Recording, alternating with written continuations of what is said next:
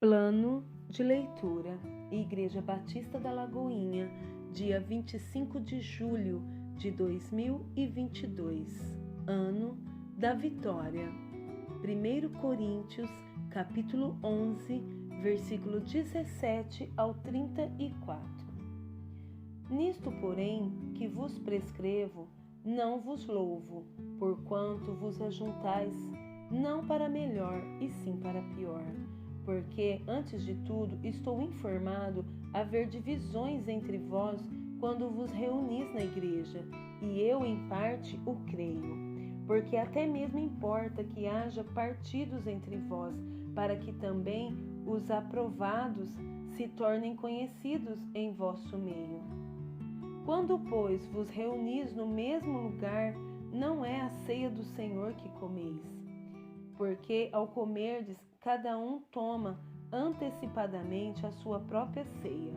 E há quem tenha fome, ao passo que há também quem se embriague.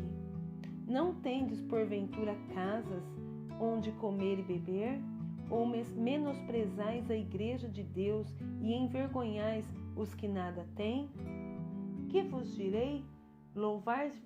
Louvar-vos-ei?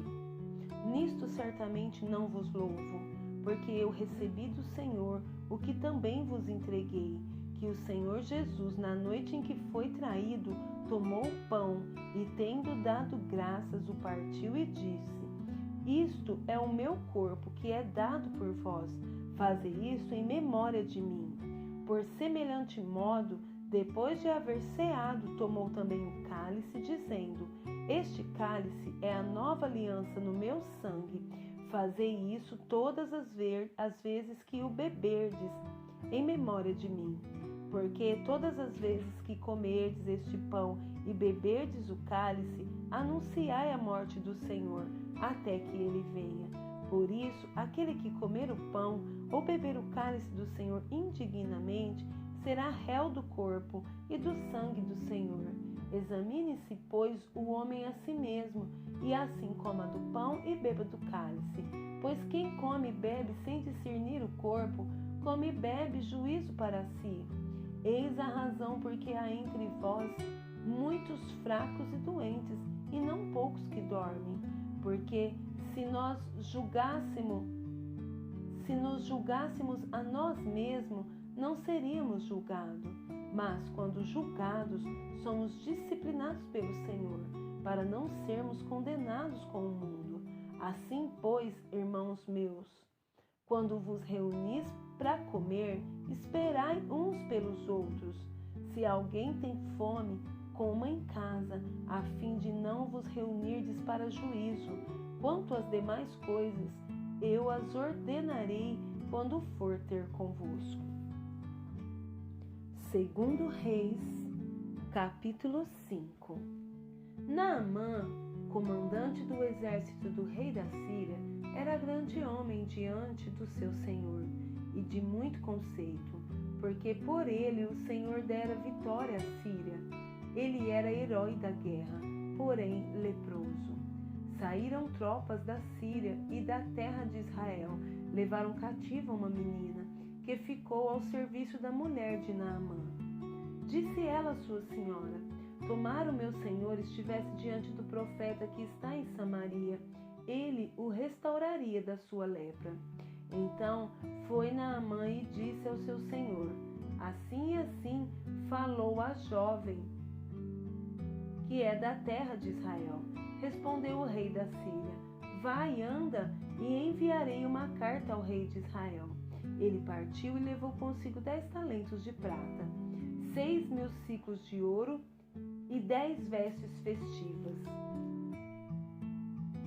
Levou também ao rei de Israel a carta, que dizia: Logo em chegando a ti esta carta, saberás que eu te enviei Naamã, meu servo, para que o cures da sua lepra.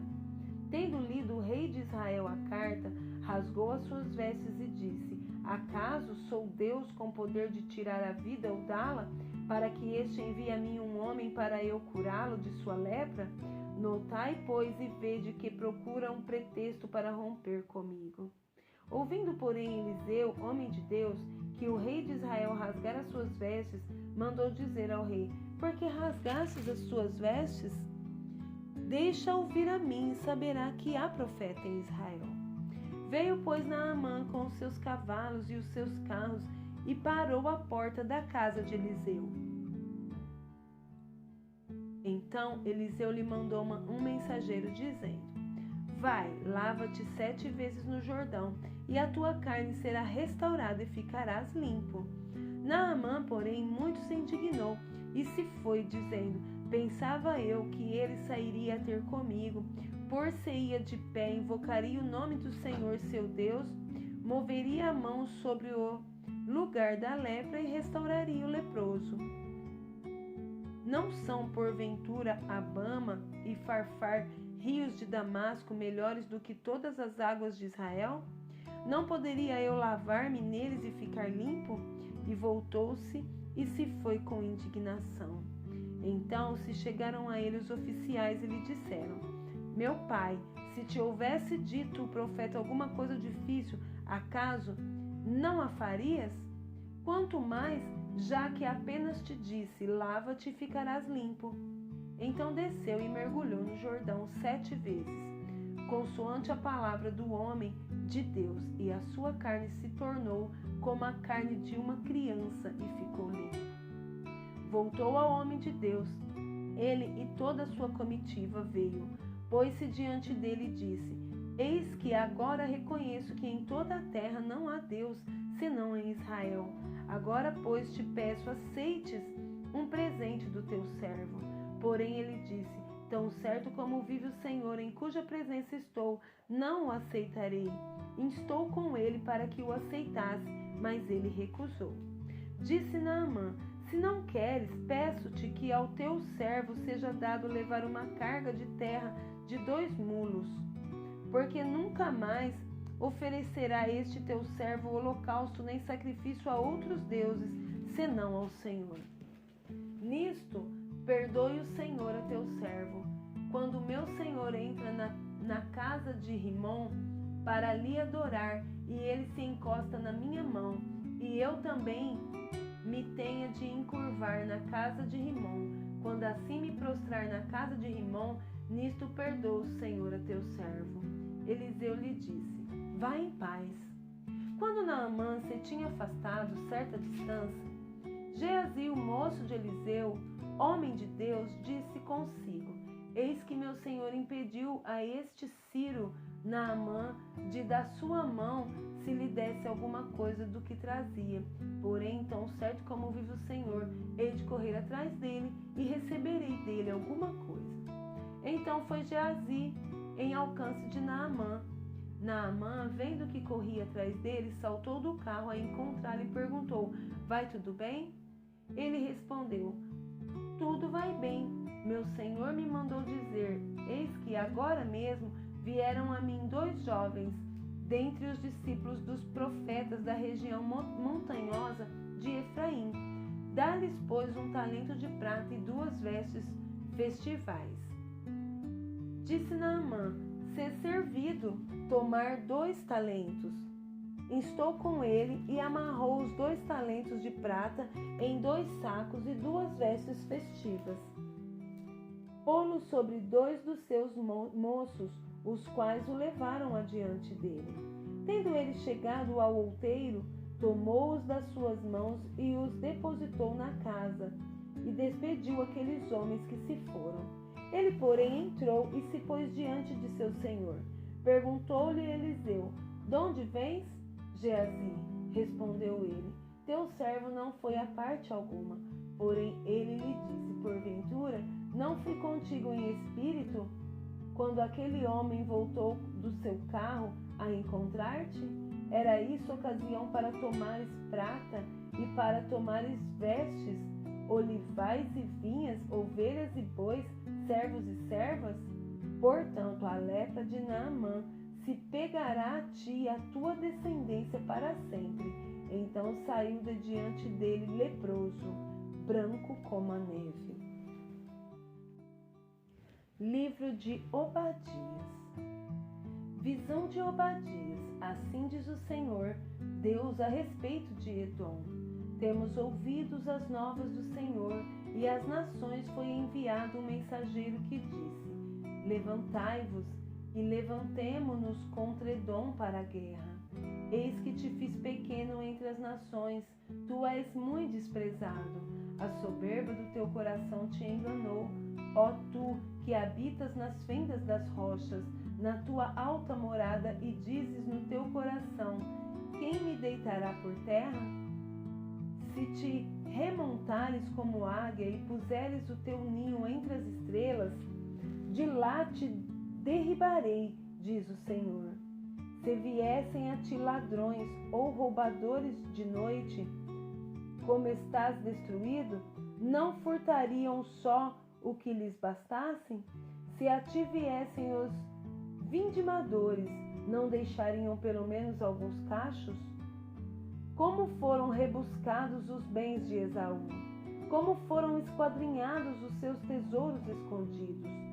Todos os teus aliados te levaram para fora dos teus limites, os que gozam da tua paz te enganaram, prevaleceram contra ti, os que comem o teu pão, puseram armadilha para teus pés. Não há em Edom entendimento. Não acontecerá naquele dia, diz o Senhor, que farei perecer os sábios de Edom e o entendimento do monte de Esaú. Os valentes estarão atemorizados, para que do monte de Esaú seja cada um exterminado pela matança. Por causa da violência feita a teu irmão Jacó, cobrir-te-á vergonha e serás exterminado para sempre. No dia em que, estando tu presente, estranhos lhe levarem os bens e estrangeiros lhe entrarem pelas portas e deitarem sorte sobre Jerusalém, tu mesmo eras um deles. Mas tu não devias ter olhado com prazer para o dia de teu irmão, o dia da sua calamidade, nem ter alegrado sobre os filhos de Judá no dia da sua ruína, nem ter falado de boca cheia no dia da angústia. Não devias ter entrado pela porta do meu povo no dia da sua calamidade. Tu não devias ter olhado com prazer para o seu mal no dia da sua calamidade, nem ter lançado mão nos seus bens no dia da sua calamidade.